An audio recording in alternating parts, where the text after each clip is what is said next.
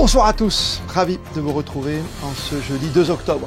Toute l'actualité près de chez vous, infos, reportages, décryptage, votre météo pour ces prochaines heures. Et ce soir à la une de l'actualité, le sommet de la communauté politique européenne en présence à Copenhague du prince souverain. On va retrouver nos envoyés spéciaux dès le début de ce journal. À Monaco, après la rentrée des cours et tribunaux hier, cet après-midi, la direction des services judiciaires tenait une conférence de presse. Nous étions sur place.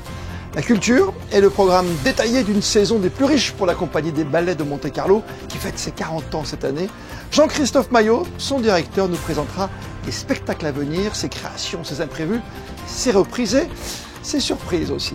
Enfin sport, fortune diverse pour nos clubs engagés sur la scène européenne, basket et football, avec une défaite d'entrée à la maison en Euroleague pour la Roca Team opposée aux Algiris Kaunas, 89-84, et un match nul en forme de succès presque pour l'AS Monaco FC, après avoir réussi à revenir à 2-2 à la hauteur de Manchester City hier soir au Stade Louis II.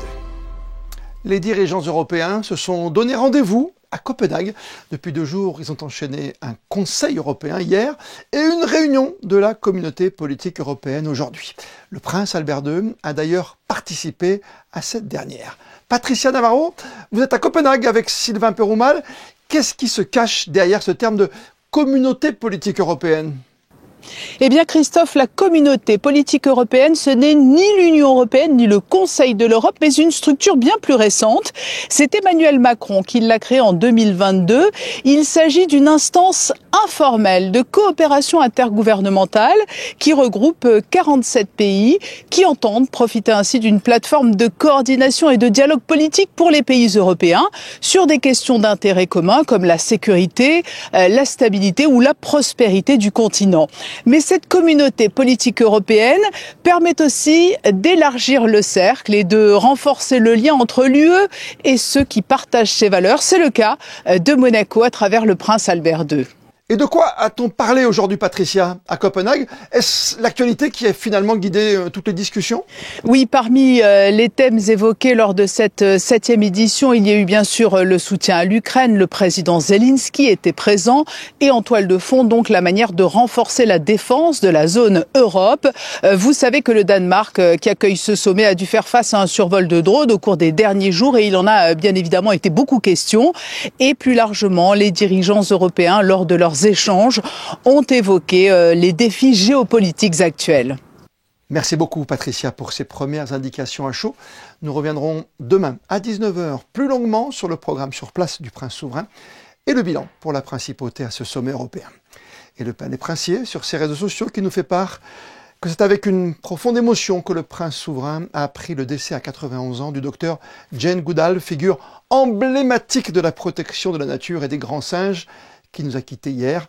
Le prince souverain avait retrouvé Jane Goodall la semaine dernière lors de son déplacement à l'ONU à New York. Jane Goodall, pionnière inspirante et visionnaire, avait reçu en 2008 le prix de la Fondation Prince Albert II pour son engagement exceptionnel en faveur de l'environnement. Après la traditionnelle audience solennelle de rentrée hier des cours et tribunaux monégasques, le secrétaire d'État à la justice Samuel Vuelta-Simon a tenu une conférence de presse aujourd'hui, l'occasion d'exposer les enjeux et défis de cette nouvelle année judiciaire. Partons sans plus tarder retrouver Théo Schumer devant le palais de justice. Bonsoir Théo, vous avez assisté à cette conférence, que faut-il en retenir ? Oui Christophe, 1 heure de conférence au cours de laquelle Samuel Vuelta-Simon, arrivé il y a maintenant plus d'1 an, a dessiné la politique pénale de cette nouvelle saison judiciaire et a tenu à faire savoir avec franchise que la justice monégasque se porte bien, justice dont il s'est justement dit fier. Alors le secrétaire d'État à la justice a abordé de nombreux sujets. Ses priorités portaient d'abord sur la lutte contre le blanchiment de capitaux. Elle a déjà fait l'objet de nombreux efforts qui se poursuivront, notamment pour sortir, vous savez, de cette fameuse liste grise du GAFI. Il y a également le développement de l'entraide pénale internationale qui sera au cœur des prochains travaux de Monaco à la présidence du Conseil de l'Europe qui se tiendra en juin 2026. Et puis c'est tout nouveau, le secrétaire d'État a également annoncé le lancement d'un stage spécifique pour les auteurs de violences intrafamiliales. Je vous propose d'écouter les précisions de Samuel Vuelta-Simon à ce sujet. Le stage qui a été créé, qui a été signé avec une association niçoise, pour réserver aux auteurs de violences intrafamiliales, consiste à forcément pour les auteurs mis en cause pour ce type de faits, pour des faits minimes qui n'ont pas déjà été condamnés ou inquiétés auparavant. Donc on peut considérer que c'est un premier faux pas, ou en tout cas une première infraction qui est commise, de faible gravité, je précise. Eh bien, le procureur général pourra, en alternative aux poursuites, plutôt que poursuivre, proposer à la personne à ses frais, participer à un stage de responsabilité parentale et au-delà, donc qui vise à éduquer, à informer sur le respect de la femme, les violences, le couple, enfin ces questions-là. S'il satisfait au stage, s'il est assidu, bon comportement, s'il en a quitté le prix, bien entendu, eh bien le procureur général pourra classer sans suite la procédure qui avait été initiée contre lui.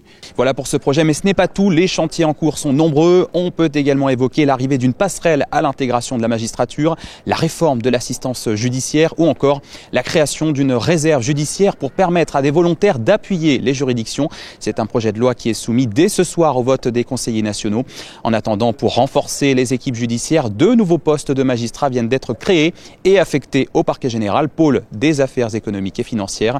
Donc vous l'aurez compris, le secrétaire d'État à la justice a voulu démontrer aujourd'hui dans sa conférence de presse que la justice monégasque a les moyens de ses ambitions, être plus rapide et plus efficace, toujours en toute indépendance. Ouvrons à présent une page sport avec 2 belles affiches quasiment en même temps au stade Louis II hier. Juste avant le choc en football contre Manchester City en Ligue des Champions, les basketteurs monégasques, eux, débutaient leur campagne d'Euroleague face aux Žalgiris Kaunas. Entrée en matière décevante pour la Roca Team qui s'incline 89-84 à la maison. Analyse de la rencontre avec vous, Frédéric Elion. Faux départ pour la Roca Team en Euroleague, invaincu depuis le début de saison, vainqueur de la Supercoupe de France, le finaliste de l'an passé a chuté à Gaston Médecin face aux Žalgiris Kaunas pour son premier match d'Euroleague de la saison. Monaco n'a mené que 34 secondes dans cette partie, vite dépassée par l'envie et le jeu collectif du Žalgiris. 27 points encaissés dans le premier quart-temps, c'est beaucoup trop et pas de solution trouvée pour contrer les anciens de l'Olympiakos.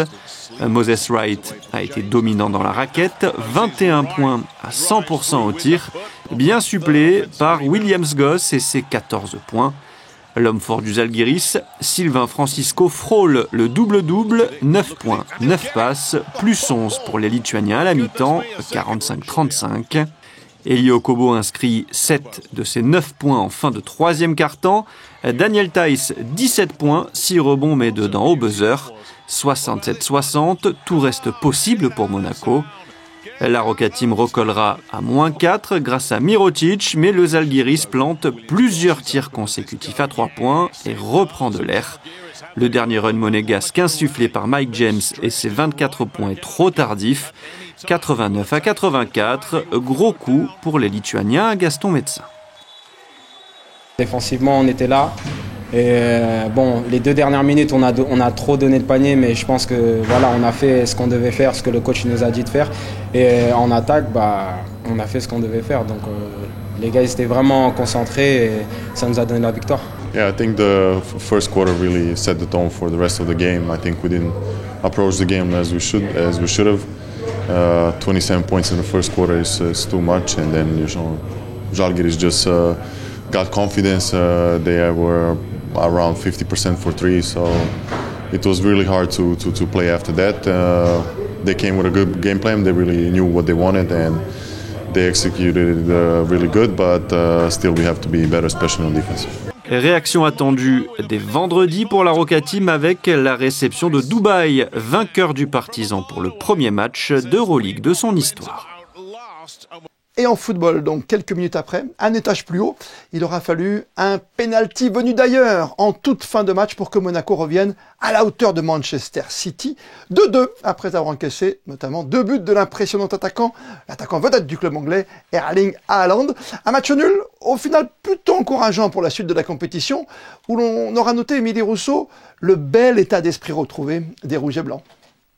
Oui, on s'attendait à une réaction de la part de l'AS Monaco après sa défaite en championnat face à Lorient samedi, mais aussi après sa déroute face au Club Bruges pour son entrée en lice en Ligue des Champions. Mercredi soir, au Stade Louis II, les Monégasques ont fait preuve d'une belle résistance face à Manchester City et ont affiché aussi une force collective. Ils sont revenus au score à 2 reprises, permettant ainsi d'arracher le nul. Presque une victoire pour l'entraîneur à 18h qui a tenu à saluer la performance de ses joueurs en conférence de presse d'après-match.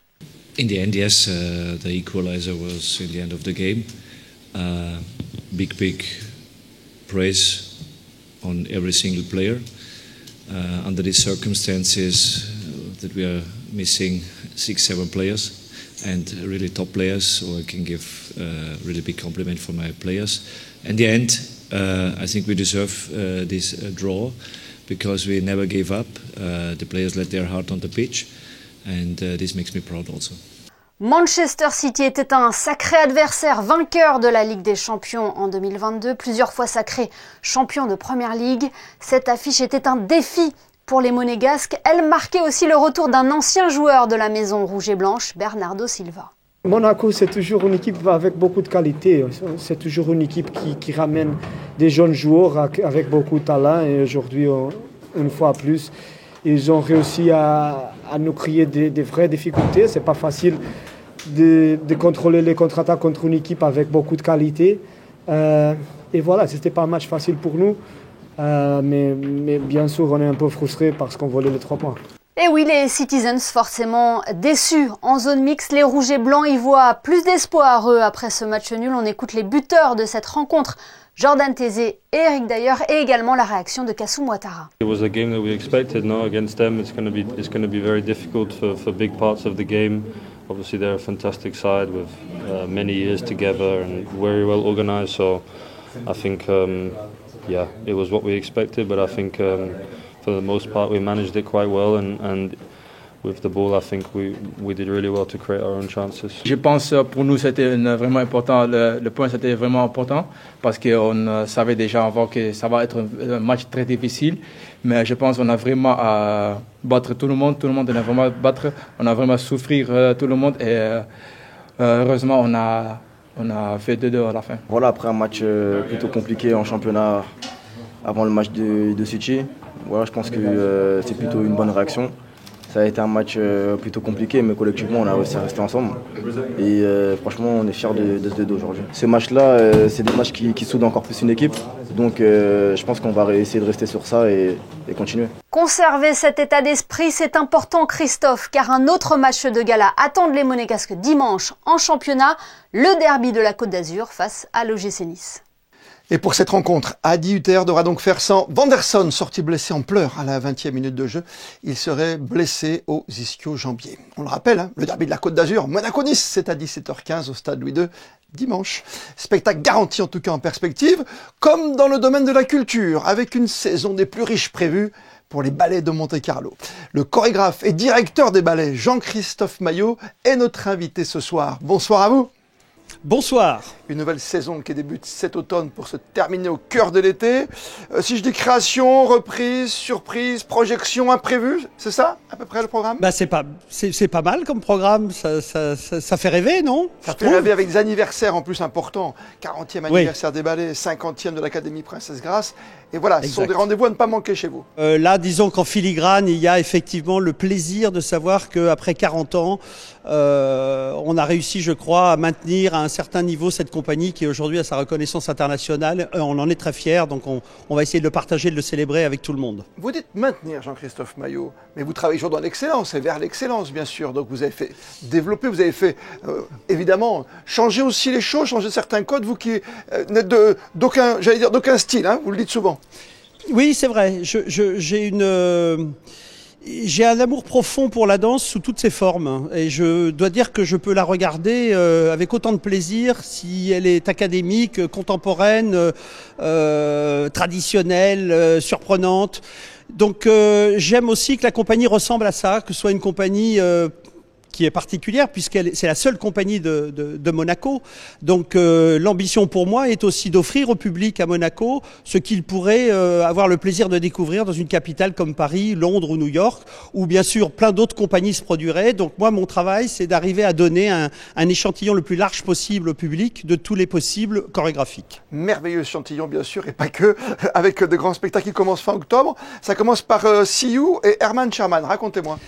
Voilà, alors ça c'est une partie importante de cette compagnie. William Forsythe, qui est sûrement un des plus grands chorégraphes de ce siècle, bien sûr, avec qui on a beaucoup travaillé. On n'avait pas refait ses ballets depuis très longtemps, et là j'étais très heureux à l'occasion de cet anniversaire de lui demander si on pouvait prendre une nouvelle pièce qu'il avait créée il y a un certain temps, mais qu'il a refait particulièrement pour ici, qui s'appelle Herman Sherman. Donc je pense que le public aura du plaisir à retrouver le travail de Forsythe, qui est vraiment quelqu'un d'emblématique, et puis il sera accompagné par ce chorégraphe anglais qui s'appelle Paul Lightfoot, ouais. Voilà, qui a été le directeur du Netherlands Dance Theater pendant des années, la fameuse compagnie d'Iri Kilian, qui aujourd'hui fait vraiment des créations dans le monde entier, et qui normalement fait toujours ses créations avec sa partenaire qui s'appelle Sol Leon. Et là je lui ai dit, écoute, c'est un événement particulier, si on faisait quelque chose de particulier, pourquoi tu ferais pas une création tout seul? Et donc c'est la première fois après 35 ans de carrière qu'il va faire une création seul, et je dois dire que ce que j'ai vu laisse augurer de quelque chose d'assez magnifique. Je ne veux pas être un briseur de couple, mais je pense que l'intérêt, en tout cas, sera là au niveau chorégraphique. Jean-Christophe Maillot, vous concevez toujours finalement la danse comme un dialogue, et vous arrive par exemple de préparer des ballets avec la complicité de l'orchestre philharmonique de Monte-Carlo, comme cette fameuse Bayadère. Absolument, ma Bayadère au mois de décembre. Alors ça fait 4 ans que j'avais pas refait une création d'une soirée entière narrative dont je sais que le public est assez friand, parce que c'est toujours assez merveilleux pour le public de se projeter dans une histoire au travers de la chorégraphie, au travers des danseurs. Évidemment, de retrouver une musique beaucoup plus académique, celle de Minkus, qui n'est pas une musique au départ qui me passionnait autant que ça, mais je l'appelle ma Bayadère parce que j'ai envie de dire c'est le spectacle de mon plaisir, c'est-à-dire que je revendique le droit à 65 ans, après avoir fait plus de 80 créations, d'en faire une où simplement la seule ambition pour moi, c'est de jouir de ce plaisir que j'ai à travailler avec des danseurs, avec cette compagnie assez exceptionnelle, au travers d'une histoire qui est pour moi pas très intéressante, mais qui va devenir intéressante parce que je vais vous raconter l'histoire d'une compagnie, l'histoire des danseurs, comment on vit cette relation à la création au travers de ce spectacle qui va s'appeler ma Bayadère. Et puis au mois d'avril, il y aura cette spectacle qui s'appelle Miniature, que je fais en collaboration avec le Printemps des Arts, avec Bruno Mantovani. C'était quelque chose de traditionnel avant que le ballet collabore avec le Printemps des Arts. Et cette année, Miniature, qu'on avait créé il y a un certain nombre d'années avec Marc Monet, c'est 5 créations musicales originales faites pour orchestre qui seront présentées par 5 chorégraphes différents. Il y a quand même un spectacle surprise qui m'intrigue à un moment donné au début juillet. Oui, alors ça c'est un spectacle surprise, on va enlever la surprise, c'est un spectacle que je souhaite composer pour rendre hommage à cette femme extraordinaire qui nous accompagne depuis si longtemps, celle qui a créé cette compagnie, la princesse de Hanovre, la princesse Caroline. Je trouve que quand on a partagé depuis 40 ans un tel parcours et qu'on a, comme elle, eu le courage, voire le culot de créer cette compagnie de toutes pièces en 85 et peut-être de se retourner aujourd'hui et d'être fier finalement de ce parcours, je veux faire un gala qui va, outre réunir j'ai fait appel aux 750 différents danseurs que j'ai engagés depuis maintenant 30 ans au Ballet de Monte. Ouais, j'ai signé plus de 750 contrats en 30 ans. Et donc je les invite à venir passer la soirée avec nous, et ce sera une soirée pleine de surprises sur laquelle évidemment je ne dis rien, parce que le but c'est vraiment que les gens soient en face de l'excellence, mais avec des surprises qui vont à la fois leur rappeler ce qu'a été cette compagnie il y a 40 ans, et puis peut-être aussi se projeter sur ce qu'elle pourrait devenir et ce qu'elle est aujourd'hui. Merci mille fois pour avoir pris du temps pour nous ce soir sur Monaco Info. À bientôt Jean-Christophe Maillot. Plaisir, à bientôt. Et au cœur de la vie scolaire qui a commencé à prendre sa vitesse de croisière depuis la rentrée, gros plan ce soir sur un rôle clé en matière d'éducation, celui de proviseur adjoint. Entre gestion, accompagnement et médiation, il assure l'équilibre du quotidien dans les établissements, bien sûr, de la Principauté. Les équipes de Monaco Info sont allées à la rencontre d'Audrey Chénu, qui vient d'être nommée à ce poste au lycée Régnier 3. Voici le reportage de Vanessa Dessy sur des images de Julien Laugier. Durant 17 ans, Audrey Chénu a enseigné les lettres classiques au lycée Albert Ier. En parallèle, une année de disponibilité l'a conduite à Paris, dans le 18e arrondissement, où elle a assuré la coordination d'un centre social. Ce qui m'a donné l'occasion de me positionner différemment vis-à-vis d'enfants, cette fois-ci, donc un public de primaire. Je gérais l'accompagnement à la scolarité dans ce cadre-là et la coordination des éducateurs spécialisés et des bénévoles. Et par ailleurs, je me suis aussi beaucoup investie dans un certain nombre d'associations en principauté, que ce soit du côté de l'enfance ou du côté plus adulte, défense des droits des femmes, par exemple. Aujourd'hui, bras droit du chef d'établissement, la proviseure adjointe veille au bon fonctionnement du lycée. Gestion des emplois du temps, suivi de la vie scolaire, coordination pédagogique avec les enseignants et dialogue avec les familles font partie de ses missions quotidiennes. Mes missions, ce sont des missions à la fois administratives et pédagogiques. Donc, sur le côté administratif, évidemment, c'est de permettre à l'établissement de fonctionner en coopération étroite et sous la direction de Madame le Proviseur, donc Madame Giobergia, qui, je tiens à le préciser, m'épaule énormément dans cette prise de fonction. Et d'un autre côté, il y a un volet pédagogique, c'est-à-dire de suivi des projets, de dynamisation de certains projets aussi, donc, dont j'ai, on va dire, une mission d'impulsion. C'est un métier très complet que je découvre avec beaucoup d'intérêt. Audrey Chénu aurait aimé travailler avec des collégiens, mais c'est auprès des lycéens qu'elle se sent la plus à l'aise. L'ancienne professeure de lettres apprécie de varier les contextes, convaincue que chaque expérience est une remise en question. Ce qui la passionne avant tout, accompagner les élèves et les voir progresser dans le cadre de l'enseignement.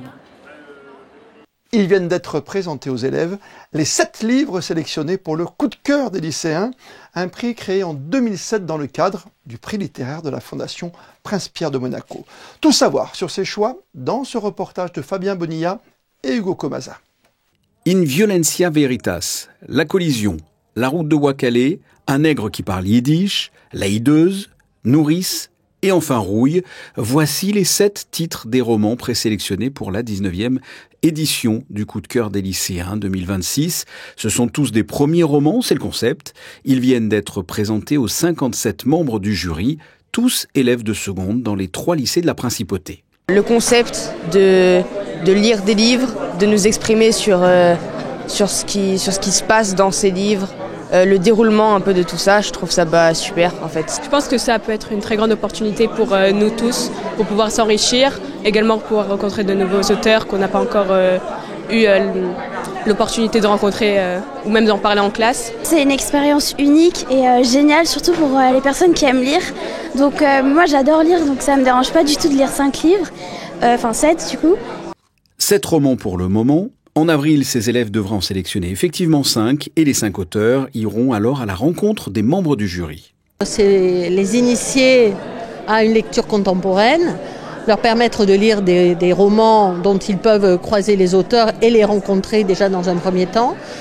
Donc les faire lire, mais également exploiter les romans dans leurs futures épreuves anticipées de français et surtout pour l'oral, puisqu'ils pourront présenter, si un de ces romans leur a plu, ils pourront présenter ce roman à l'oral de français. Il s'agissait aujourd'hui du lancement du prix coup de cœur des lycéens. Ces élèves devront choisir les lauréats parmi ces 7 livres, tous différents les uns des autres, que ce soit une enquête journalistique, un crime, une disparition, l'abandon, des secrets de famille, le racisme, un voyage au Rwanda ou une carte postale des campagnes françaises. Ce sont des romans ou des autobiographies. Encore une sélection qui devrait faire rêver, frémir, peut-être pleurer ou réfléchir. Au final, le coup de cœur des lycéens sera remis dans le cadre de la cérémonie de proclamation des prix de la Fondation Prince-Pierre de Monaco dans un an, le 13 octobre 2026. La Société monégasque d'assainissement vous informe qu'elle a mandaté le bureau d'études Air Environnement pour réaliser une enquête de perception relative à la propreté et à la gestion des déchets en Principauté. Elle se déroulera du 6 octobre prochain au 15 novembre et s'effectuera lors d'un entretien en présentiel ou par téléphone ou même en ligne. Les agents chargés de recueillir votre avis porteront, sachez-le, les badges de la SMA et de la société Air Environnement sur des t-shirts jaunes et des vestes orange fluorescents. Pour toute question relative à cette consultation citoyenne, vous pouvez vous rendre sans plus tarder sur le site de la SMA. Et avant de découvrir vos prévisions météo à venir en compagnie de Théo Schumer, comme le veut la tradition, on termine ce journal par les instantanés du jour consacrés à une soirée européenne concentrée au Stade Louis II, avec d'un côté la défaite de la Roca Team en Euroleague de basket et de l'autre le superbe match nul pour les joueurs de l'ASM face à Manchester City en Ligue des Champions de football. Les photos sont signées Manuel Vitali. Demain, c'est Théo Schumer que vous retrouverez à 19h pour un tout nouveau journal. D'ici là, passez toutes et tous une très belle soirée et plus que jamais, vous le savez, vous êtes bien sur Monaco Info.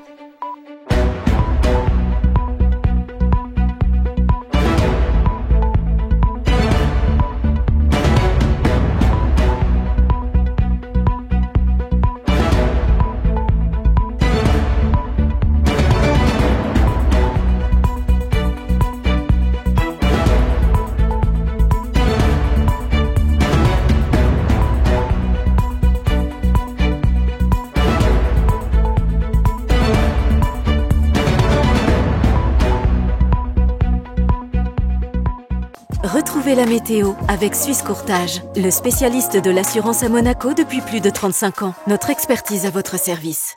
Bonsoir à tous, ravi de vous retrouver pour vos prévisions météo. C'est un temps très maussade qui vous attend demain en principauté avec un ciel couvert matin, midi et soir.